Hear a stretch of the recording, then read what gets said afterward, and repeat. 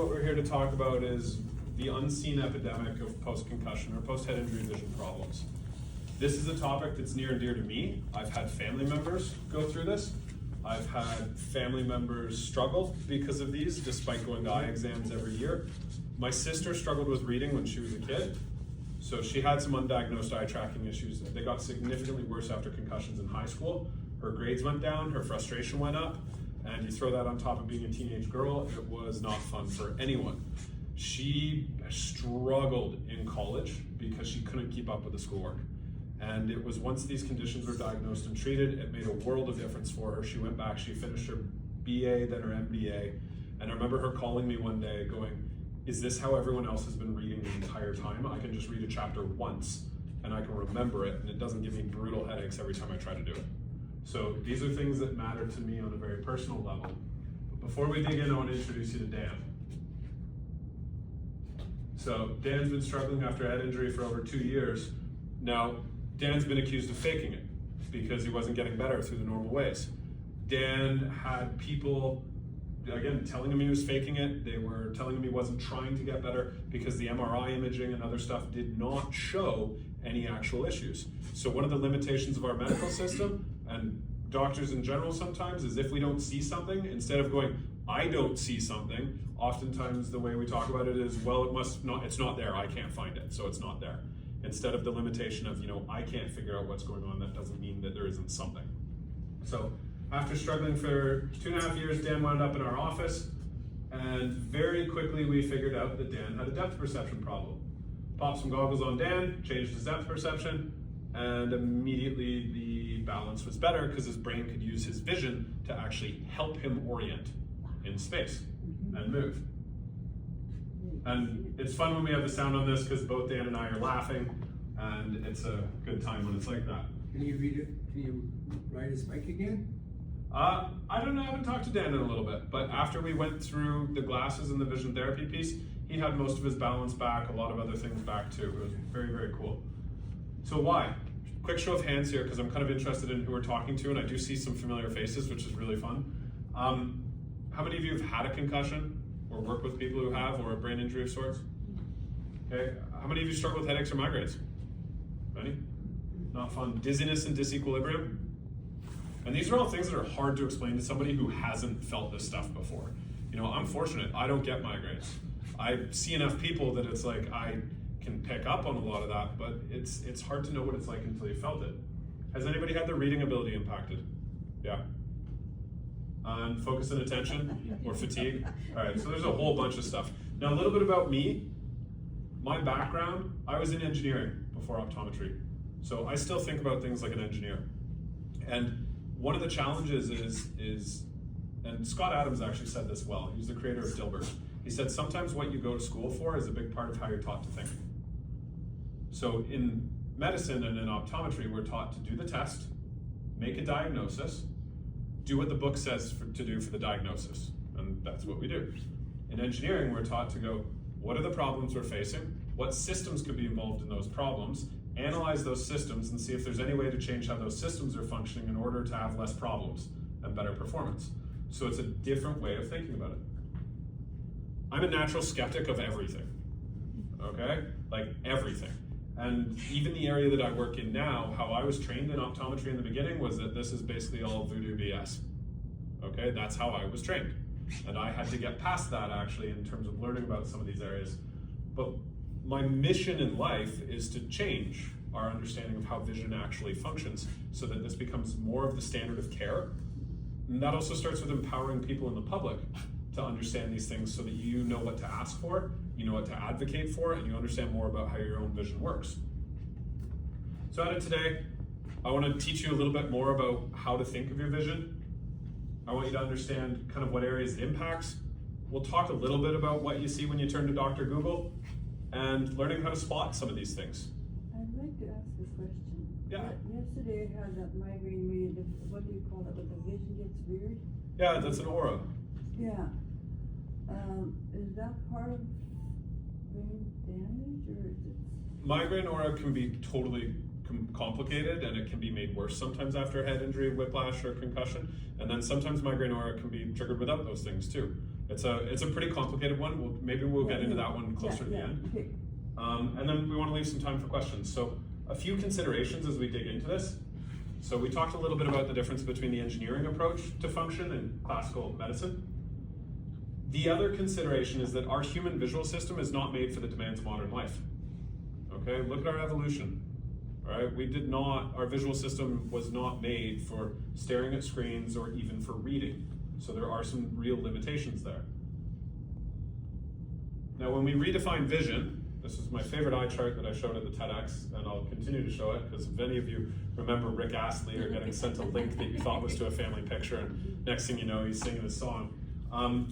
Most people think it's about the eye chart. But in reality with vision, how I want you to start thinking is your vision's really about how your eyes and brain work together.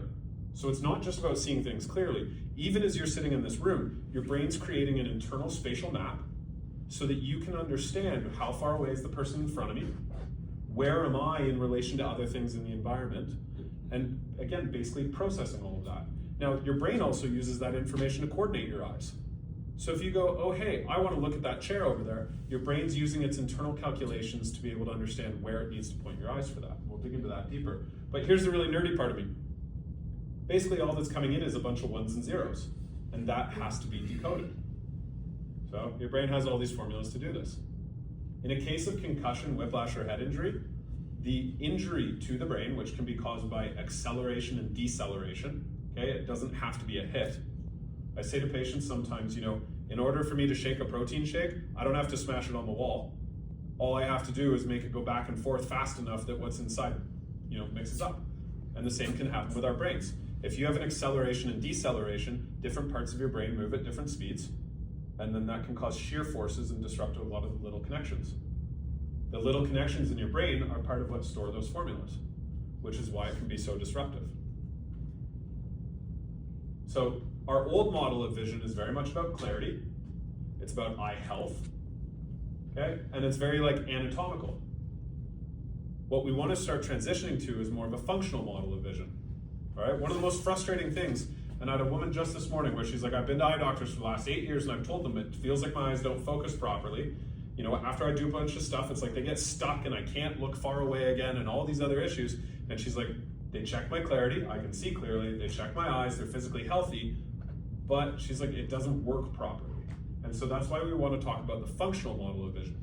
And the functional model of vision is more about how is your vision processed? This includes everything from depth and spatial perception to how the eyes and inner ear integrate together. When people get motion sickness, the reason people get seasick on a boat is because their eyes and their inner ear are getting different signals, and it creates a mismatch. You can also have that on dry land too, if the eyes and inner ear are causing different signals. I have some goggles that I can put on people, and it's great. Those who've seen me as patients, they know. It's like we call them the goggles of empathy. I can cause people to have a mismatch. And it's sometimes really fun watching a loved one be like, oh my goodness, this is what it's like to not feel like I can balance on flat ground. Functional vision is also about motor control. How accurately can the eyes move, and how do they work together? If somebody's eyes have to make micro adjustments all the time while they're focusing on things, that can be a major trigger for headache and migraine. It can also make reading and concentration a lot harder. And I'm one of those people. I had a couple of concussions going through high school, nothing crazy severe, but when I was in university, I'd zone out after 2 pages.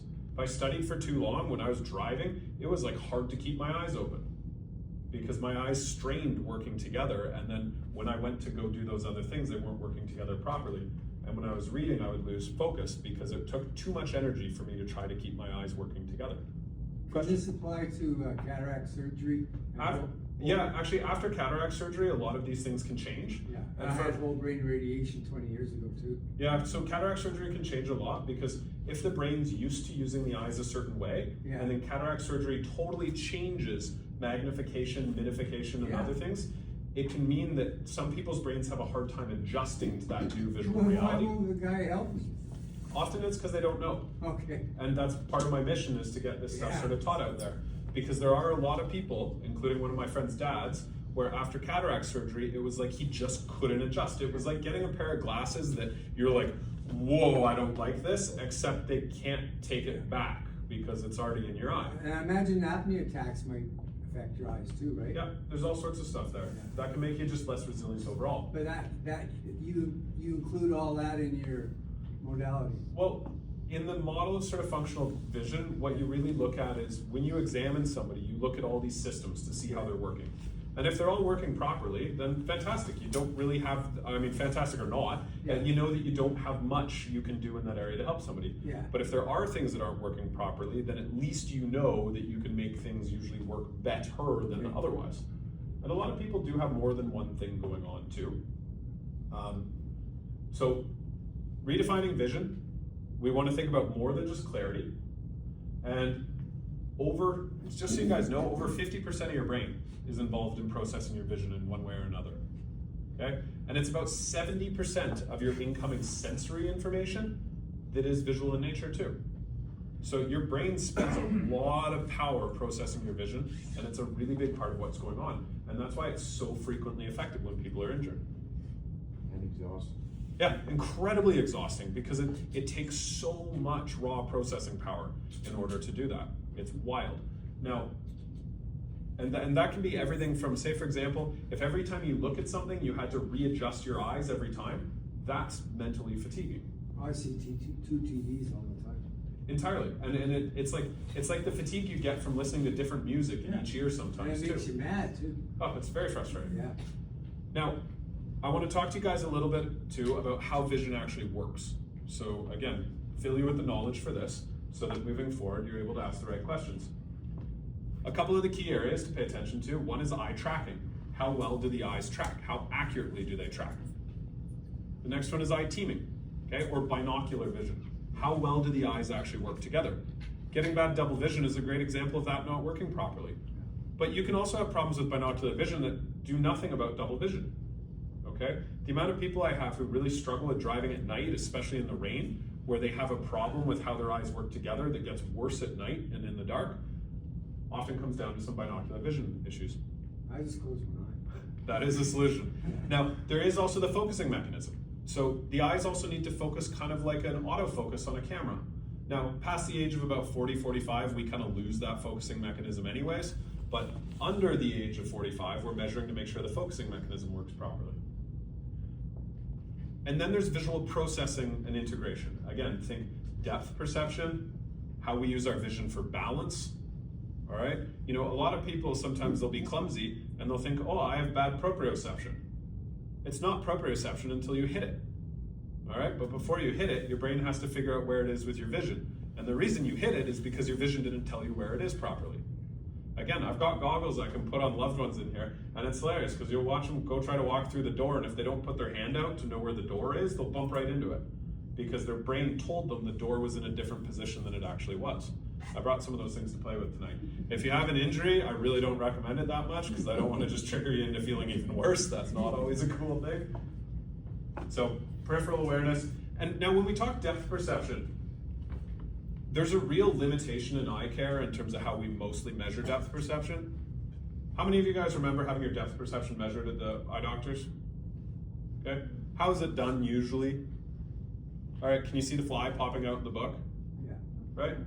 That has very little to do with, can you tell how much time you have on the highway to turn left before Yeah. the oncoming car comes? No, and it's All right. 60 years old now. And it's also very different as to when you're moving. And telling the difference in depth from the fly from the book is different than telling how far away is the cabinet from me, or is the counter from me, or how far down is the step when I'm going to step. So there's limitations to how depth perception is tested even within the eye exams where it is.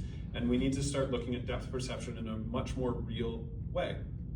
I now have way more empathy when I'm sitting at a left-hand turn and someone's taking forever to turn, because generally I'm sitting there going, the person in front of me actually doesn't know how much time they have. So they're being safe because I can tell, all right, I got enough time to go here. I know how much time it's going to be before that next car gets here. For other people, it's terrifying.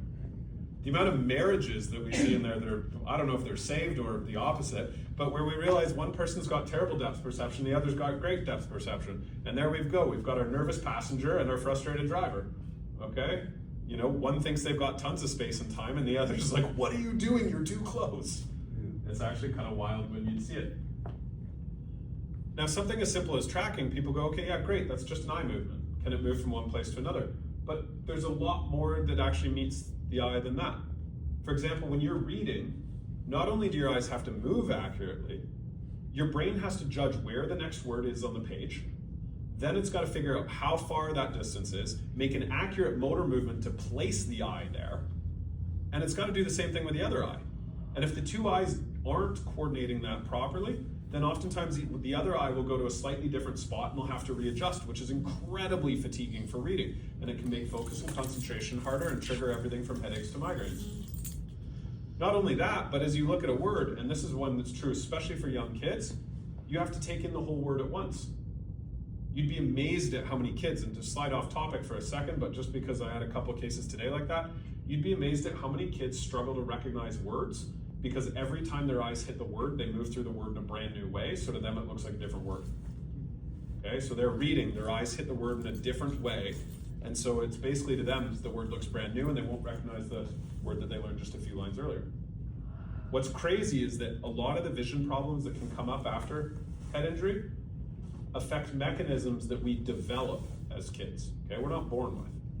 People aren't born with accurate eye tracking, it develops over time.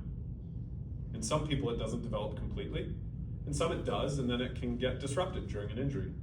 Sometimes the people who struggle the most after an injury with their vision are people who had some visual sensitivities beforehand as well, a system that might not have been working just as well before. So, yeah, we talked about reading eye movements. I want to show you an example of reading eye movements. These are two real patients.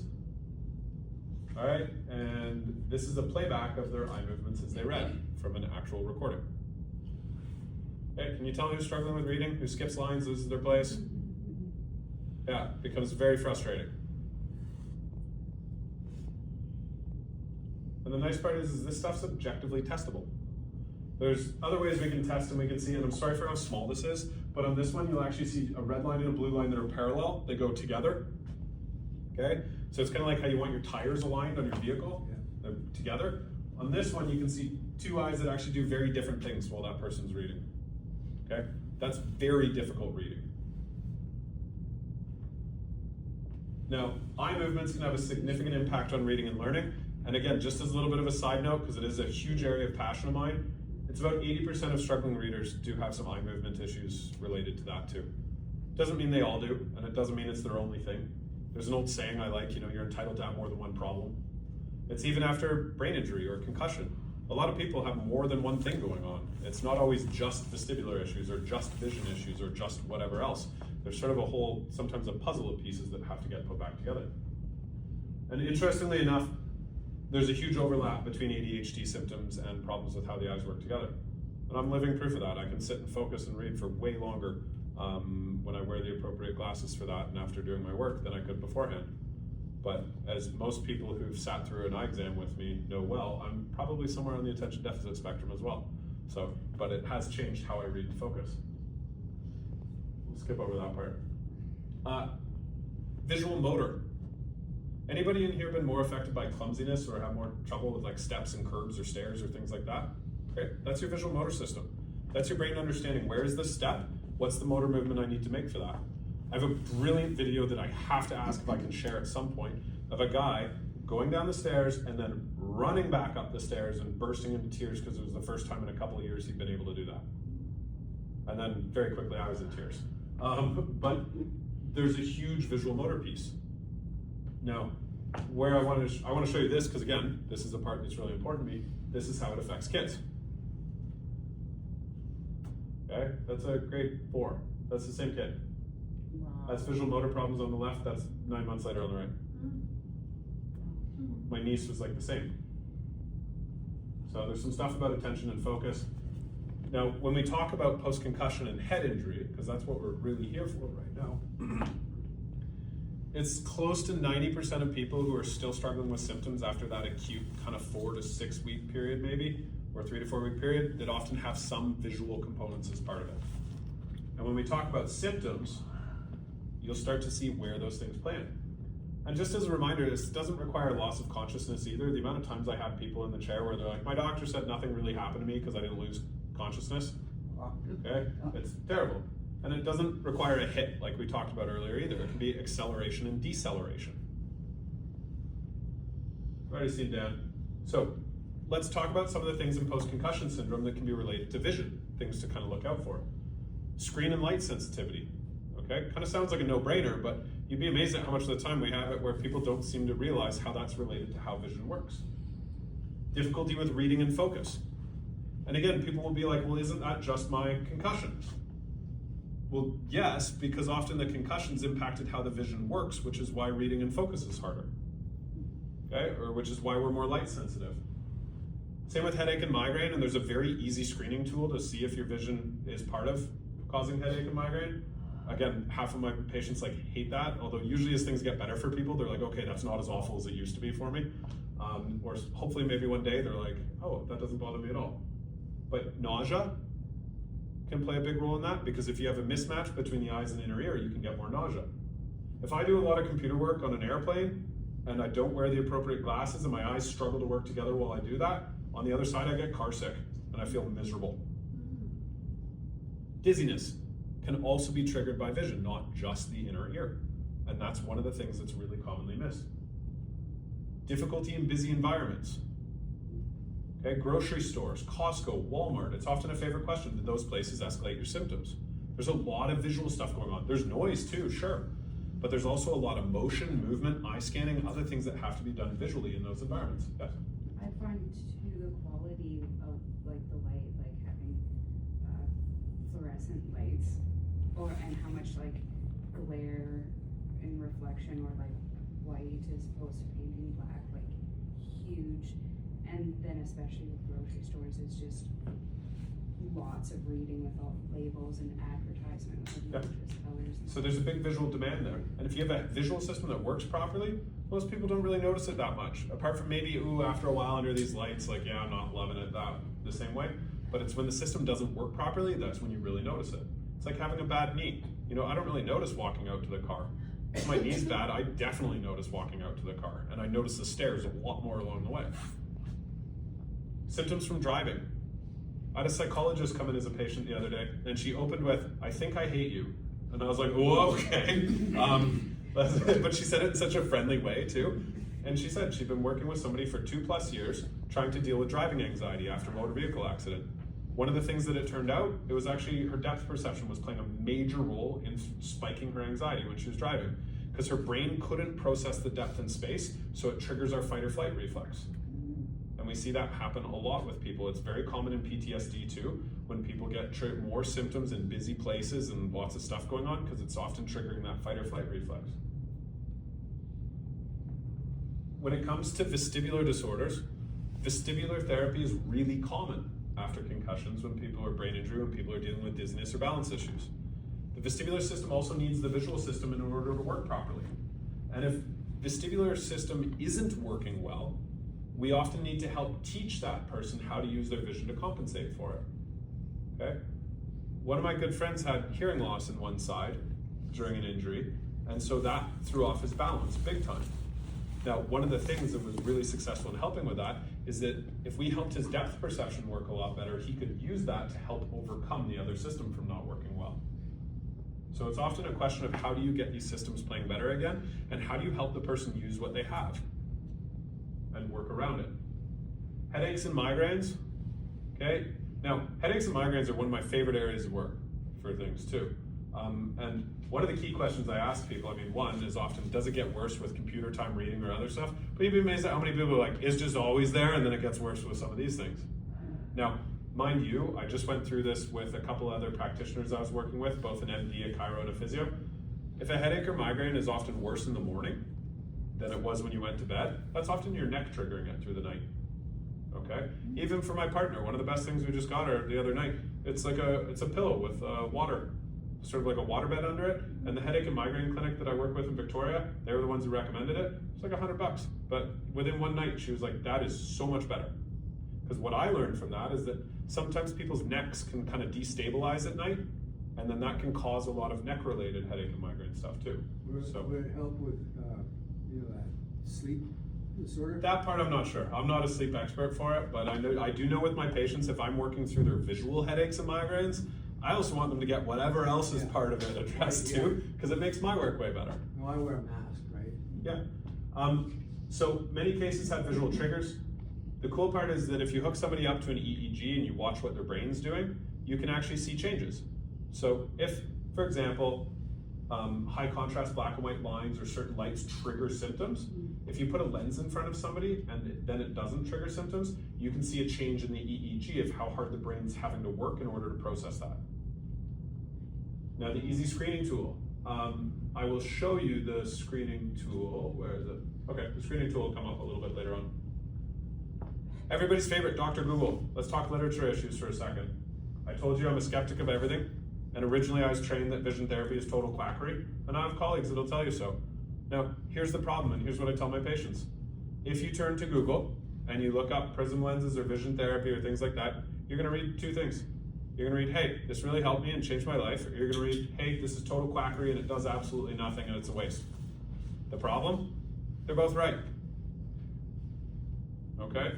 In some ways, one of the worst parts of the area of the profession that I'm in is there's poor quality standardization of care, right? And like teaching or physio or massage therapy or counseling or psychiatry, there are useful approaches and there are not useful approaches, okay? So there is a spectrum of things. So that is where when you do turn to Dr. Google, you will see that. Unfortunately, a lot of eye care is still stuck in that old model of vision in terms of only the sort of the eye health and the clarity components. And if you think about vision in that model, there is no room for anything else. It's sort of like when we used to think that all bacteria was bad in the body. Within that model, there was no understanding for the fact that we actually need good bacteria in our gut and on our skin in order for us to be healthy. So there's no shortage of arguing in the literature. This is one of my favorite pictures.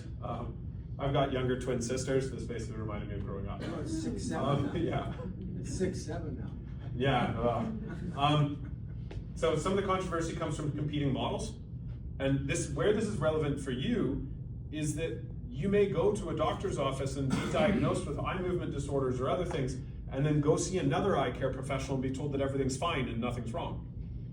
And it depends on what model they use, and what testing they do, and how they think about those things.